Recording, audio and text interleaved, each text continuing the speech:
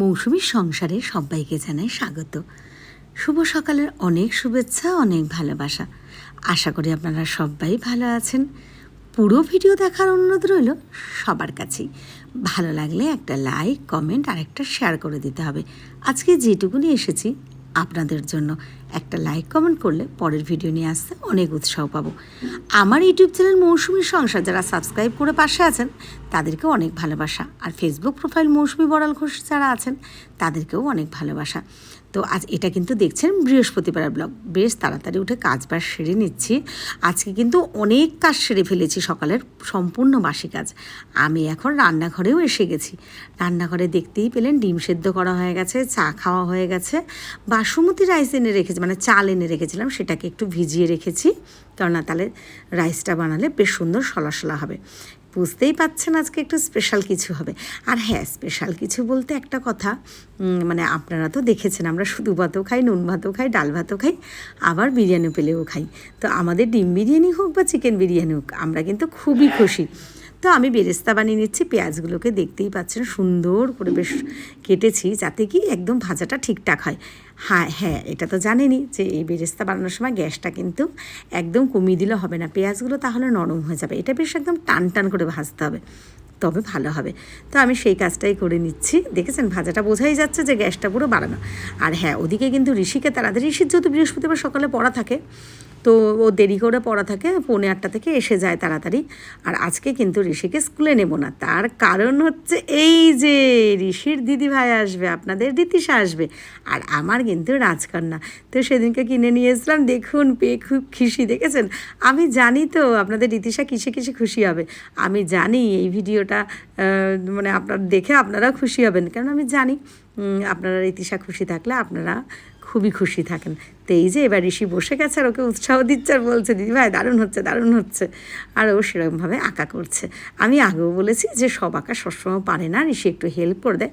আর তবে হ্যাঁ, যে ও একা একা কিছু আঁকা সেগুলোও কিন্তু আমি পোস্ট করি, যেমন ও শশাটা মানে পোস্ট করেছে, আমি লিখে দিন ওটাও শশা আঁকার চেষ্টা করেছে। অনেকেই তরমুজ বলেছেন, লাউ বলেছেন, সেটা কোনো ব্যাপার না। এগুলো ভালোবেসেই সবাই যে যা বুঝে বলেছেন সবাইকে জানাই অনেক ধন্যবাদ, অনেক ভালোবাসা। আর হ্যাঁ, ইউটিউবে ডেলি বড় ব্লগটাই দিই, ছোটো ছোটো খুব কম দেওয়া হয়, যখন যেরকম রান্নার ছোটো ছোটো নিয়ে। কিন্তু আমি ফেসবুক প্রোফাইল মৌসুমী বড়াল ঘোষে কিন্তু সব শর্ট বড় ভিডিও সব পোস্ট করি।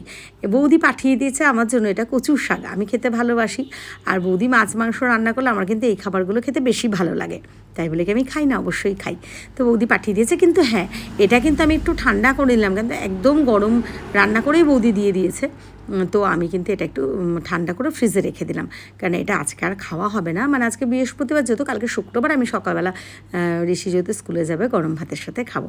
এই দেখুন আমি মাংস রান্না করছি। তো এটা কি বানাবো জানেন তো?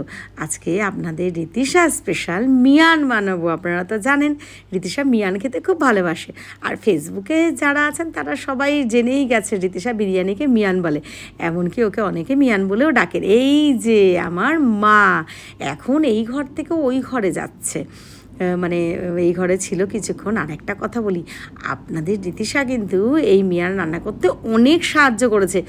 যেহেতু এই ফোনটা দিয়ে করি, তো পুরো সব সময় সব ভিডিও নিতে পারি না, কেটে কেটে নিই যেটা যখন পারি। এই ঋতিশা কিন্তু মাংসটা রান্নায় একটু নাড়া দিয়েছে, হেল্প করেছে।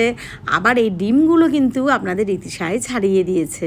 আসলে একটা ফোন তো ঋষির পড়া হয়, ঋতিশাকে নাচের দেখানো হয় বা ভিডিও নেওয়া হয়, ওই জন্য যখন যেরমভাবে পারি ছোটো ছোটো করে ভিডিওগুলো নিই।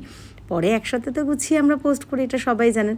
এই যে ও কিন্তু আর একটা আঁকছে, যেহেতু আমার কাছে এসেছে, আর কালকে তাহলে নাও যেতে পারি। এই যে মিয়ান বানাচ্ছি, এই যে মিয়ানটার ভাগটা, লেয়ারটা বা কীভাবে বসালাম, এটা কিন্তু আপনাদের ঋতিশা গুছিয়ে দিয়েছে। অবশ্যই আমার ফেসবুক প্রোফাইল মৌসুমী বড়াল ঘোষে এটা আমি রিলসে পোস্ট করব, আপনারা সবাই দেখবেন। তো এখন রান্না হয়ে গেছে, এই যে ঋতিশাকে খেতে দিয়ে দিচ্ছি। ঋতিশাকে হাত দিয়ে গুছিয়ে বসালাম, আর টেবিলটা এইভাবে থাকে, আজকে একটু ঘুরিয়ে নিলাম যেহেতু দুই ভাই বোন বসাবে। পুরো মাংস কষাটা না দেইনি, রেখে দিয়েছি আলাদা, যে যদি চায় সেইভাবে দেবো। এই যে আপনার ঋতিশা খেতে বসে গেছে, আর আমাকে বলছে মা দারুণ, মানে ফ্লেভারটা কেমন আসছে, গন্ধটা, সেটাই কিন্তু ও নেওয়ার চেষ্টা করছে। আর ওর খেতে খুব ভালো লেগেছে। এই যে ওকে আগে দিয়ে দিলাম, এরপরে আমি ঋষিকেও দিয়ে দিলাম। দেখেছেন আবার রাস্তার পাশেই যে আমার একদম ঘর, সেটা কিন্তু বাঁশির আওয়াজেই বুঝে গেলেন। তো ঋষিও বলছে মা খুব ভালো হয়েছে। তবে হ্যাঁ, একটা কথা বলি, ওই যে আমি বলি রান্নায় আমার মুখে যে স্বাদটা হয় আমি কিন্তু সেটাই আপনাদের বলি।